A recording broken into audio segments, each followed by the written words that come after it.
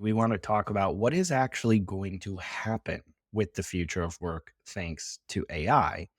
Now, that might seem like a pretty obvious question to ask, but you might be surprised how few people are actually answering it because we've talked about this a few times. Plenty of AI labs and leaders and commentators are talking about the fact that AI is going to impact jobs. You literally cannot avoid posts and essays and interviews about if AI is going to take jobs, how it's going to create new jobs, how it's changing the nature of work, how it's giving employees superpowers, so on and so on and so on.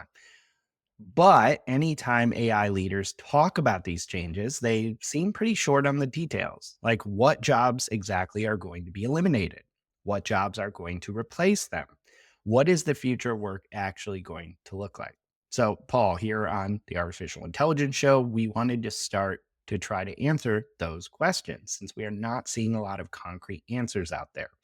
Now, Paul, your first step to answering this question was to update your popular Jobs GPT tool that you had created. So, this is a chat GPT powered tool that you first introduced in August 2024. It has more than 10,000 conversations to date, and you have now updated it to version 2.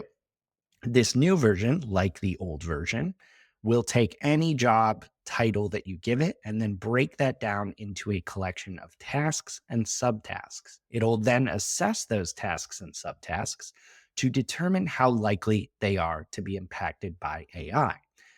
But the new version also does something else. The tool will now actually forecast new jobs based on your current job. So, new job ideas based on your current job, the tasks you do, and your skills. And it's actually shown pretty tremendous potential in early testing to provide inspiration and ideas about industries and professions.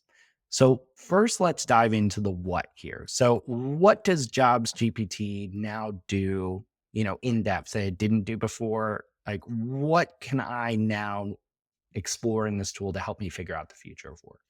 Yeah, so I think I alluded to this maybe on last week's podcast that I thought I'd maybe figure out how to get us started with this idea of being more proactive about, what the new jobs will be.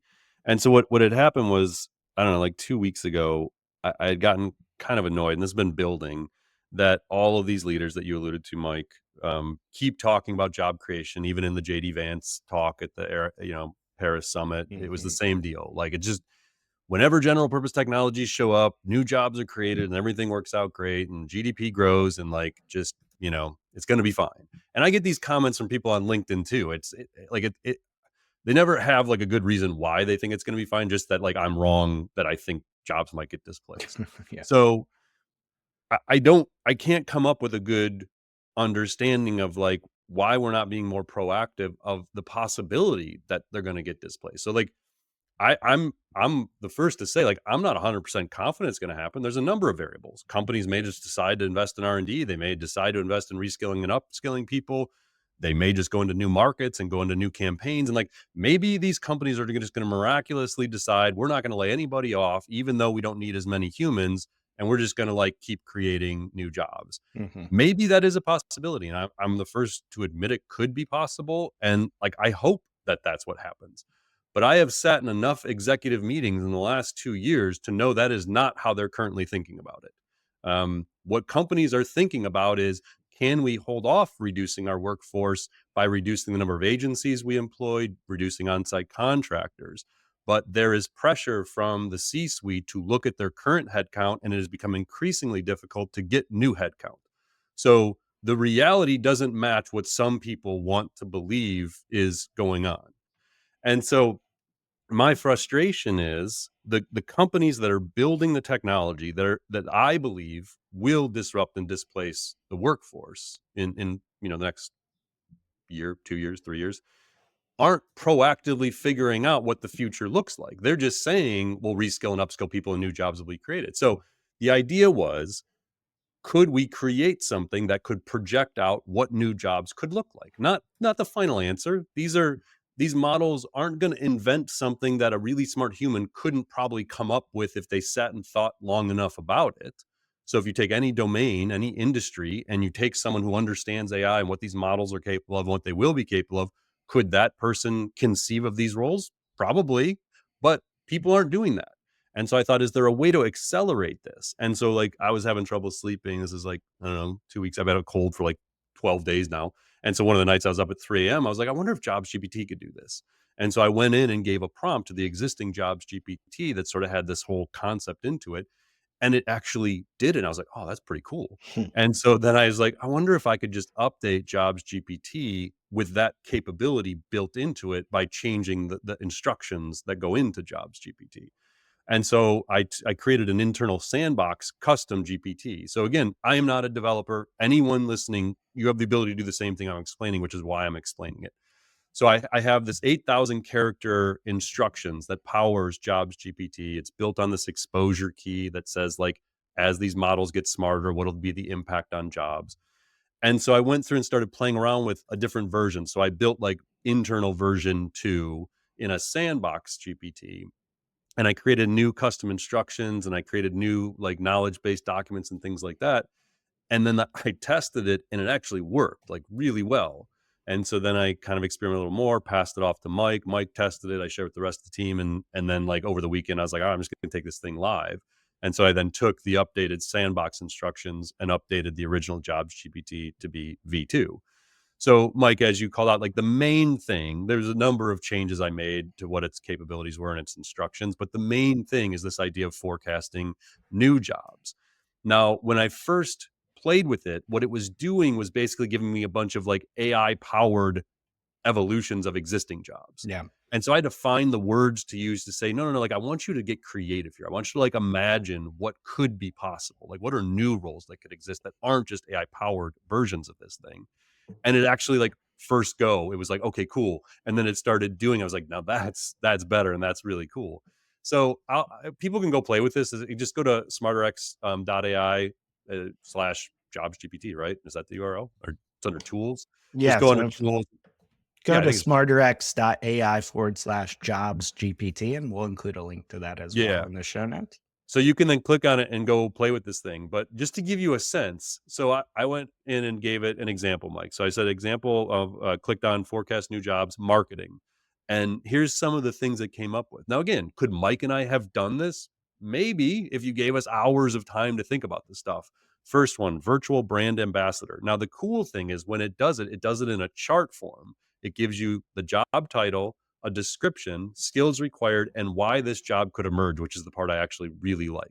Um, so, virtual brand ambassador, it says description manages AI generated influencers or digital avatars that engage in customers in virtual environments and social media.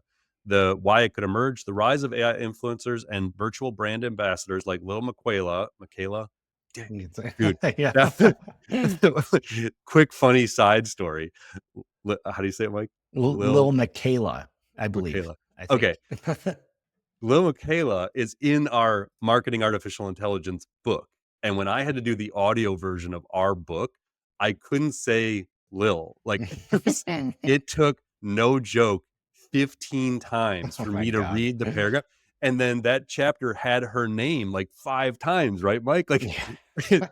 I swear to you that reading that chapter with that name took me longer to do than like 5 other chapters combined because it took like 15 takes. Anyway, okay, so another one, neural marketing analyst uses AI-powered tools to analyze consumer emotions and brain responses to advertising content, optimizing campaigns for maximum engagement. Why? AI will make real-time consumer emotion tracking more accessible for marketing. Another one, this one that hits home for us, AI content curator uses Mhm. AI to curate, generate, and optimize high performing marketing content tailored to audience segments. Why? Because AI generated content will become dominant, requiring human oversight to maintain brand voice and relevance. Here's another one I like. AI ethics and compliance officer ensures AI driven marketing practices comply with ethical standards, privacy laws, and avoid biased algorithms. As AI takes over marketing decision making, ethical and legal oversight will become critical. And then just to demonstrate the college major one, because that was the last thing I experimented with, I was like, oh, cool, it does this too. I'll throw it in there because I have these conversations all the time with universities of like, which majors are going to be relevant? How should we evolve our curriculum? So you can go in and do this. So I gave it psychology. I actually a friend of mine was talking about one of their kids majored in psychology, and so it was top of mind. So I threw it in here. It had some cool ones. AI mental health coach uses AI driven chatbots and virtual assistants to provide mental health support, monitor emotional well being, and recommend self care strategies. Why? AI powered therapy tools will expand access to mental health care, requiring professionals who can oversee and fine tune these interventions. They had a digital addiction specialist, studies and treats internet, social media, and AI related addictions, helps individuals develop healthier digital habits through AI powered interventions. And then the last one I'll throw out there is Emotion AI consultant, works with tech companies to develop and refine AI systems that detect and respond to human emotions, ensuring ethical and creative interactions. The whole point of this, I don't know if these are going to be the roles or not, but it's something. It's not us saying more jobs will be created. Right. So my point here is like, go put your industry in there, put your profession, put the majors your kids are going to in college, and experiment with it. Talk to it more about it. Like if you find inspiration for something, like I could see that, then like talk to it about that. This thing doesn't stop with just outputting the chart. It's like an advisor. It's a planner. Like talk to the thing and explore it. I had a couple people who used it over the weekend already because I think I put this in the newsletter on Sunday, and then I put it up, or yeah, Sunday, and then I put it on LinkedIn. And I had people respond like, "Oh, cool! I actually had to do this and this and this." I was like, "I don't even know it would do that. That's pretty cool." So yeah, just test it. And again, the whole point is to stop talking in generalities about an unknown future and start trying to be proactive about it. This is not the solution. It's not the end game, but this at least starts moving the conversation forward. So if there is disruption and displacement, you don't have to agree with me that it's going to happen, but there's a probability. You have to at least admit there's a probability of it happening. Could be 10%, 20%, whatever. We should be proactive about it if we think there's a chance that we're going to have displacement of jobs. I love that. And testing it out, it was so helpful in just understanding what could be possible because it really strikes me the more and more we observe the conversations being had and do research on this, there's just like a lack of imagination Yeah. in the discourse, I would say. Like, true, we get essays from like Dario Amodei. It's like, look at this crazy, creative, abundant future. Okay, like that's imaginative, but Right. like you said, not big on details.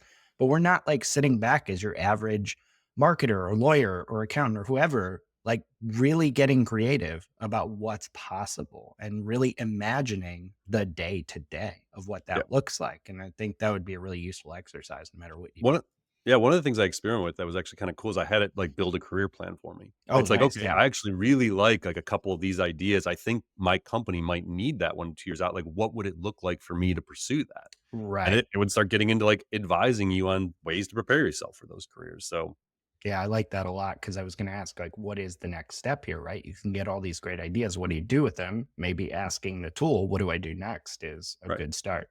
Yeah, and I think if it's your own career, you're trying to kind of figure out where am I going to go. I don't know that my role as X is going to be super relevant a year from now. I want to start thinking this through.